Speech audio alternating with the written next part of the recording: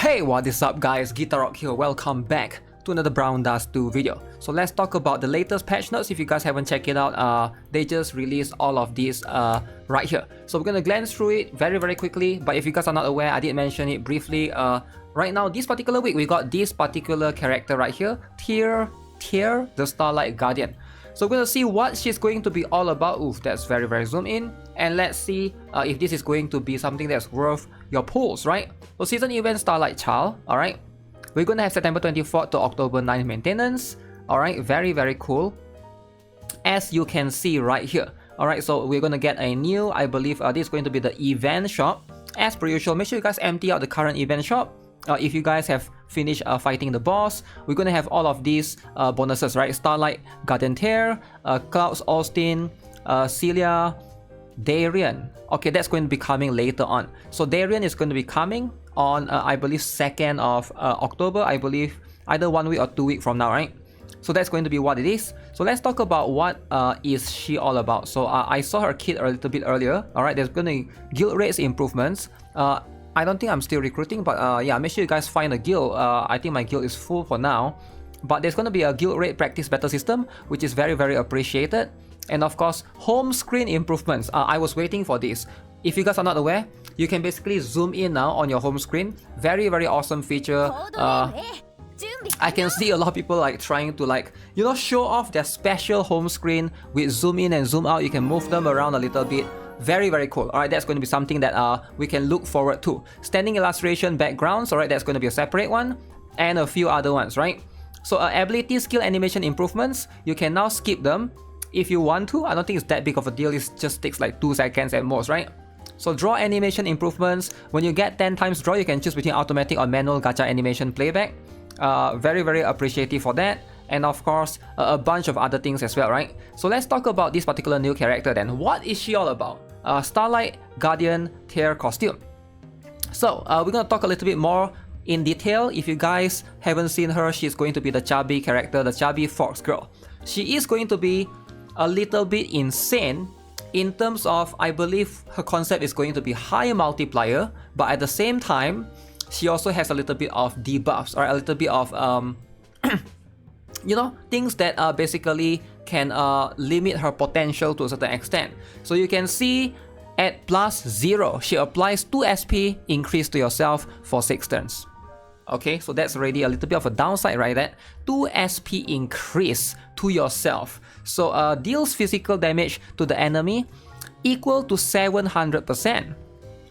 So 2 SP increase to yourself is going to be a little bit annoying. So that means her 6 SP is going to become 8 SP when she uses the skill and she tries to rotate that around.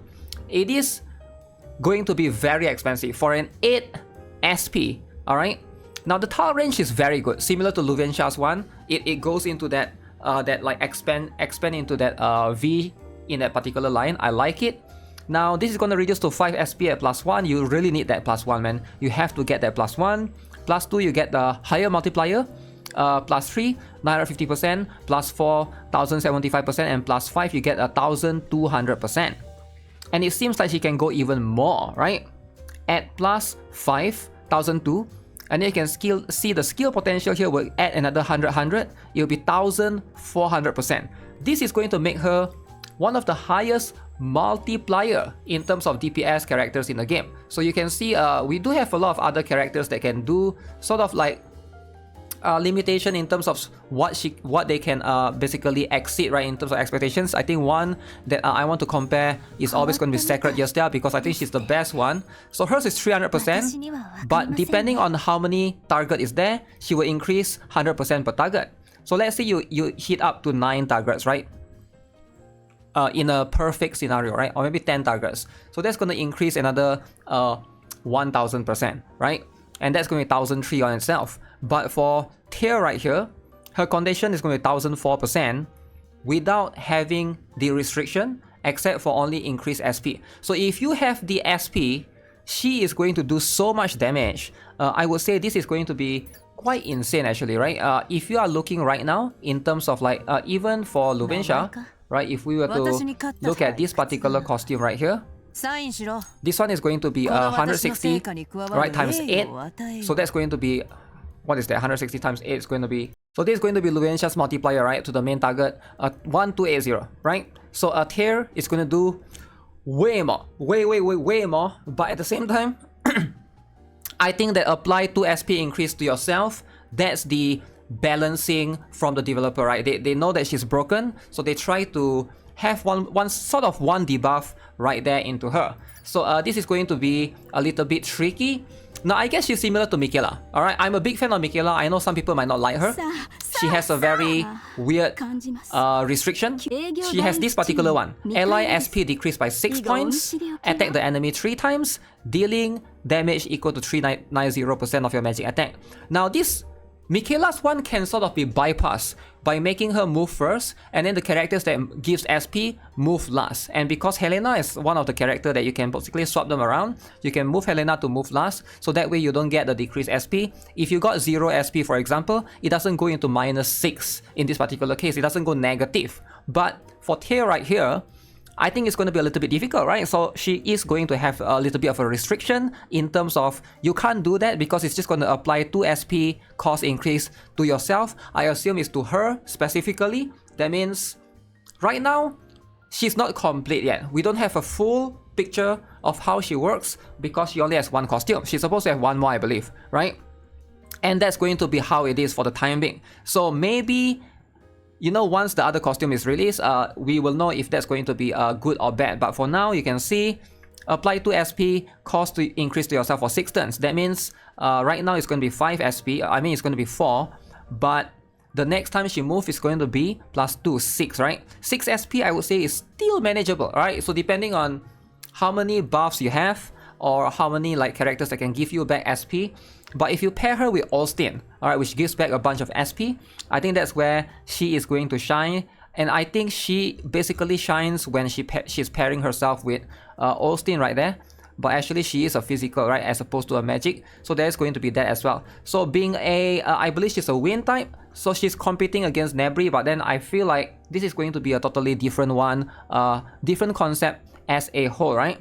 So she's not limited, she will be added to the Powder of Hope and the Draw, but right now she also has a weapon that is going to give a bunch of crit damage %. So right there you can see, you know, all of this stuff, Sonia, Luenxia, TYR, and Darian, so those are going to be the ones that we'll be getting. So I feel like she could have potential. Now, it's hard to say if she will be strong or weak, but right now it seems like being one of the highest multiplier character in the game, I don't think there's any other character that can do as high as her, except for Sacred Justia and also the Loan Bunny, Reverse Bunny or whatever, that basically if they meet their full condition, right? If not, I think she is probably going to be top up there. Now it's just going to be a matter of how you are building your team surrounding her, and she probably needs that. She's going to be quite strict in terms of that, depending on the boss, depending on the SP requirements. In a regular PvE scenario, this could be quite decent actually. I can see yourself, if the first hit that she does is probably not going to have, I'm not sure if the first hit is applied already or not, because she said apply 2 SP cost increase to yourself for 6 turns. I don't know if this 2 SP is applied to herself first. That means the first time she activates this skill is going to be 4 + 2, 6, or is it like just the next one, right? Like that one is going to be something that we'll have to test out. Usually for Michaela one, it seems to be instantaneous during that particular period. This one, does it apply in this particular turn? If it doesn't apply in this particular turn, it applies the next turn. So her cooldown is 3 times for 6 turns.